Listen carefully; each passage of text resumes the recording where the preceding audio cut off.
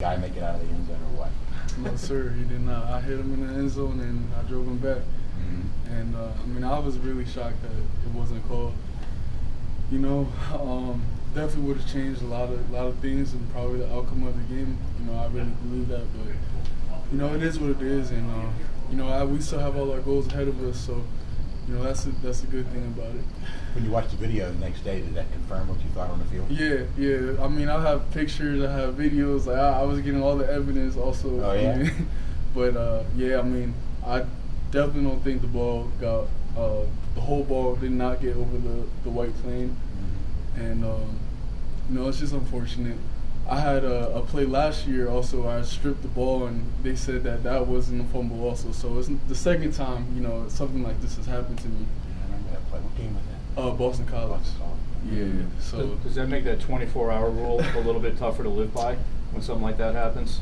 I mean, yeah, it does, honestly, because I mean, that whole night, I mean, I really didn't get any sleep that night because I was just up thinking about the game, and you know, the next morning you hear everybody talking about specifically that play and how it could have changed things, and you know, it's kind of hard to let that go, but you know, that's part of the game, and you know, it's kind of like I had to sit down with myself and just say, hey, you know what, you know, that happened, and now it's time to finish the season out and accomplish our goals still.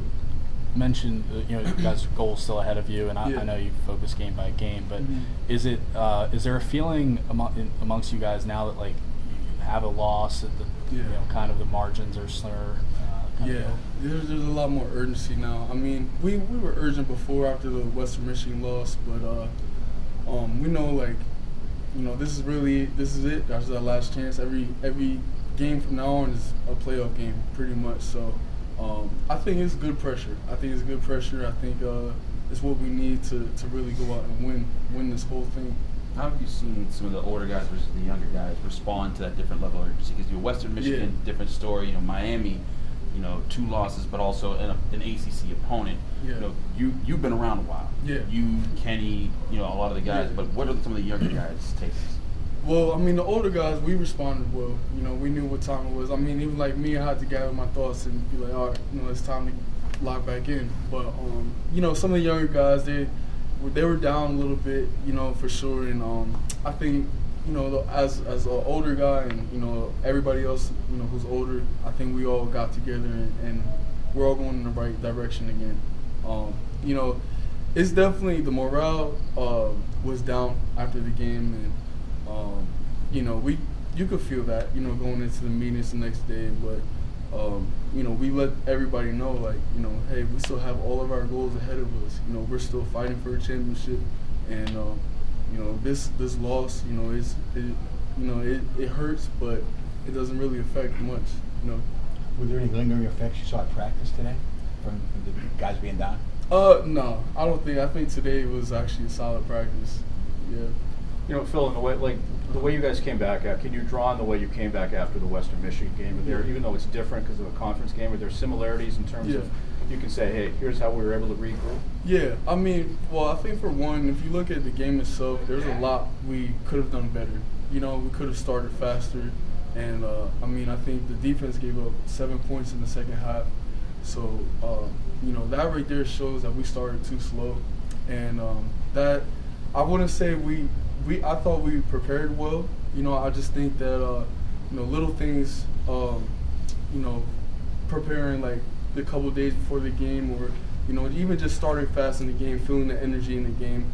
You know, everybody doing their job, not trying to do too much.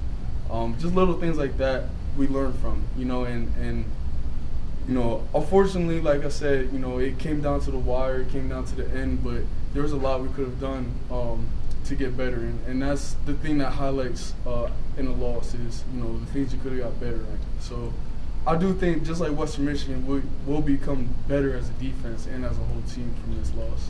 You guys are 3-0 on the road this year. What goes into that, and you know, why do you think you have so much success on the road? I mean, we got a new little model this year. You know, we like to walk in people's traps this year. I mean, that's kind of it started by our DN John Morgan, and it's kind of evolved into the whole team now. And you know, I think just little things like that are mental advantages that we have with ourselves. And you know, it's fun to go in another opponent's house and you know, take over, you know, and that's kind of like what our goal is every time, and it's a good energy to feed off of. Is that inspired by the song? Yes. I Yeah, that's the first thing we walk back into after we win. Yeah. Duke's running back, Matteo Duran. Yes. What does he show you on film in terms of what you need to stop? He's a good football player, very good football player. He runs behind his blocks well. He's good in open field. You know, I think that the quarterback's a good player. He can run also, and he can make the passes he needs to make. You know, they're averaging like 200 yards rushing a game, so you know, we definitely have work to do on defense, and it'll be a challenge. Durant's a guy though that, like, I mean, he's 40% of their offense, I think. Yeah. You know, is it almost make it easier on you guys a little bit that on film it's like, all right, let's just really hone in on this guy? I mean, we pride ourselves in stopping the run anyway, so Yeah. you know, that was kind of going to be a given that, you know, we got to line up and, you know, we got to stop this run this week. But yeah, just knowing that we have a good running back to go against, that's always a good challenge. You know, and you got more things to watch, more things to look forward to. But yeah, I mean, I think for the most part, preparation really stays the same, you know, week to week in terms of that. When looking at you guys as when you win, your defense is giving up like 180-ish yards through the air. When you lose, Yeah. you're giving up over like 300. Yeah. What have you seen when you look back at these two losses? What do you think is the biggest like factors that you guys aren't executing, or things that are contributing to those problems? To be honest, I mean, honestly, I think it's probably the execution part, mental part, and I think sometimes guys just, you know, in big moments, sometimes it's hard to just focus on your job, not try and do too much, and especially, you know, if they do get a big play now, you know, everybody feels the urgency, and then they start doing a little bit too much, and we saw that on film. We saw just little mental mistakes that we do every day in practice, and you know, and I think it's all fixable. Honestly, I think it's all fixable. It's not like guys are just getting beat. Pat off and up. I was gonna say, is run fits one of those things? Because I know on the night one. Yeah, night, run fits. There was a couple. You know, run fits.